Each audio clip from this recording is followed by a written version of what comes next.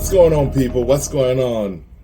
Hey man, welcome back to the channel again. I'm super excited, to be able to provide you another edition of all that you need to know today regarding our Manchester United. All right. Now, before we get started, you know the drill, man. Please make sure to like, subscribe, and hit that notification bell. That way you don't miss any new videos that I post on here. Once again, I appreciate you being here. That being said, let's jump into it. All right. So, what do we get? What did I find for you today when it comes to Manchester United? So, let me start with the usual kind of boring stuff when it comes to the takeover. The takeover saga is still going on. We still don't have any new concrete information when it's all going to be done and dusted.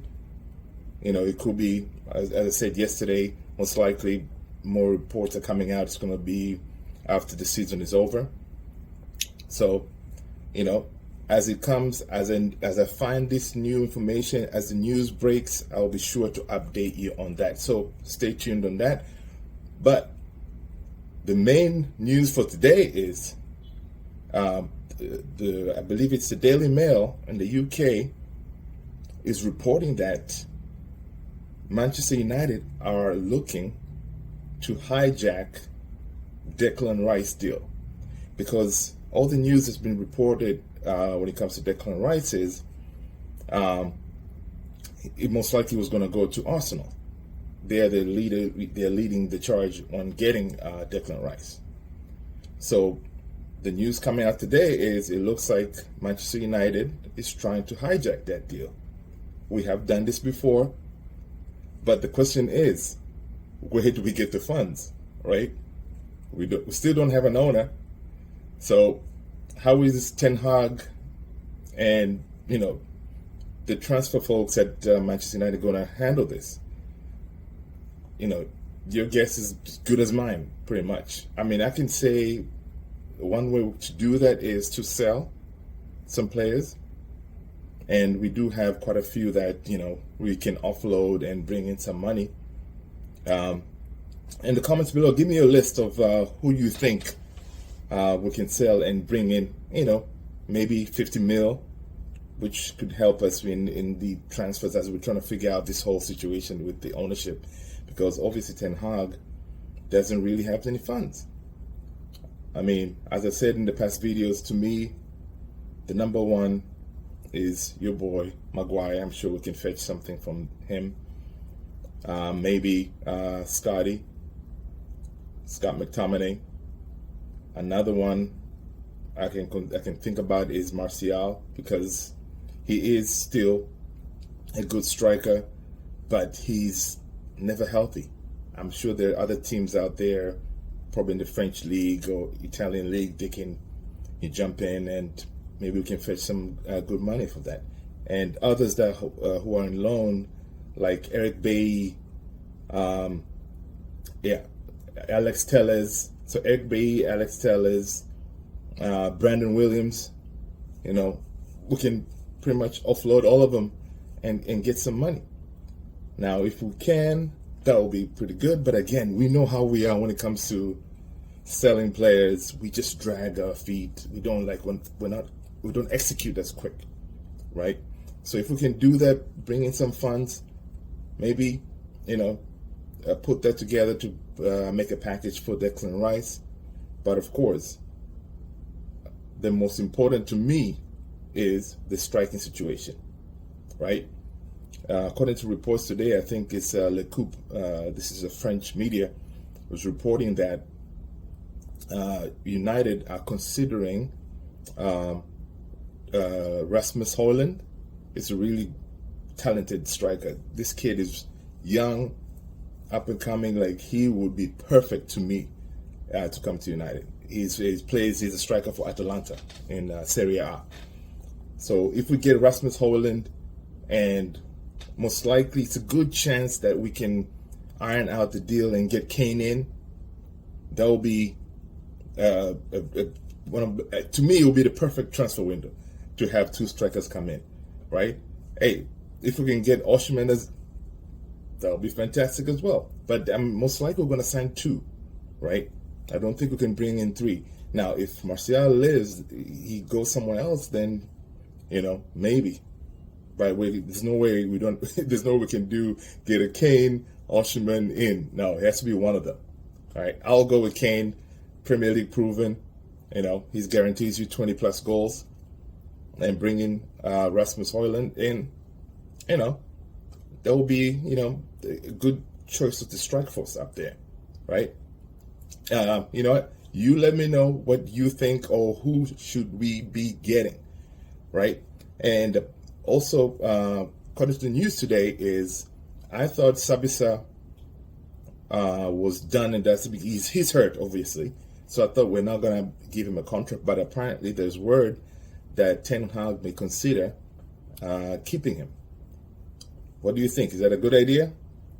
I would say, we've seen what he can do. Yes, he's a good player, tenacious, but I mean, we can just let him go, right? Bring in some fresh new blood.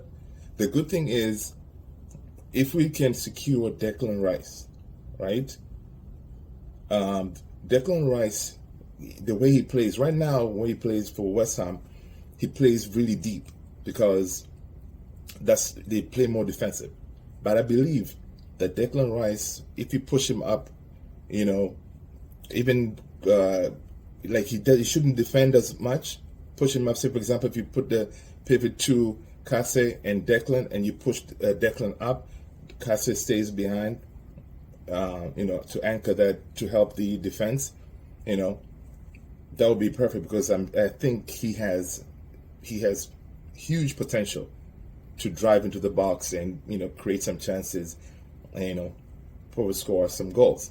Now, if we don't get Declan, I will go with Caicedo, man. Caicedo, that kid from Brighton, he is fire. He's tenacious, young, very quick.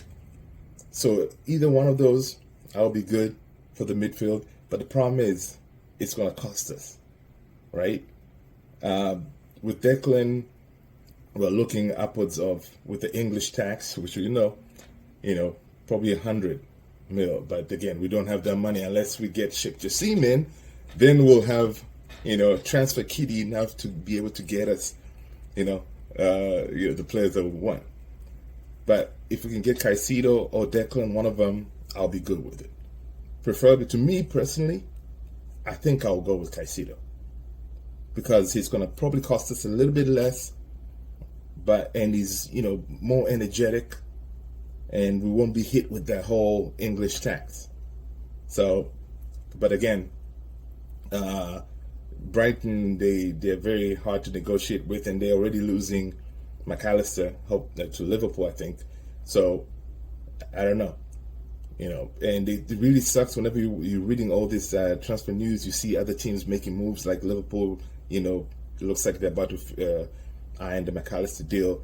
At this point, last year, we were already talking about De Jong and all this. The transfer news was pumping up because we had some funds were there. Last summer I'm talking about, when we were the whole saga with De Jong. But now, we have rumors here and there, but who knows? Who knows what we're going to end up getting, right? So, that being said, I couldn't believe this on Twitter today. They were talking about, apparently it's been reported, we are in communication with PSG to sign Neymar. Come on, man. Why would we want to bring Neymar to the mix of the squad that we have?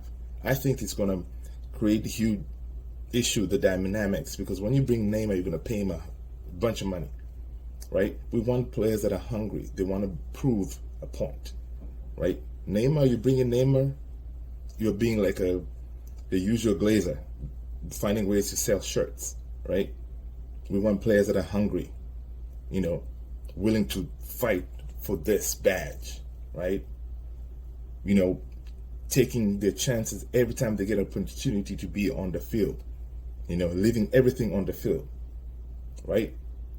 Remember back in the days, I don't know, some of you may not be old enough, Roy Keane, you know, tenacious, you know, give everything, you know, the Giggs, Beckham, you know, Paul Scholes, you know, that the hunger, you know, those were the players that I grew up watching, and you know, I cannot wait until we get back to those days, right? Let me see what else I got for you in my notes here. You know, basically that's all I got for you guys, man. I don't have a lot. You know, I just finished watching Newcastle. You know, I was hoping they'd lose today, but they didn't. So they qualified for Champions League. You know, hey, we only need that 1 point. Come next game, which we play Chelsea, which we should be able to beat them. We have 2 games at home. We need 1 point. I'm thinking we're not going to bottle it. What do you guys think? You know, am I being too confident knowing that, okay, we're definitely going to make it to the Champions League? I believe so. You know, I believe so. We're no bottlers, especially for 2 games at home. Man, there's no way we're gonna not be able to get 1 point, right? But Ten Hag does not believe that. You know, I just saw a tweet. You know, he was saying that, look, he's encouraging United's faithful to show up big, make that stadium shake. You know, because they're the ones who make United a fortress, right? Whenever we play at home, the fans show up. Man, it's crazy. Other teams have really struggled whenever they come to our house. So we're not going to bottle it. I'm going to put into existence. We're going to get that 1 point in Champions League football next season. Here we come. That is all I got for you guys. Thank you so much for liking, subscribing, and hitting that notification bell. I appreciate you all. Thank you again. Peace.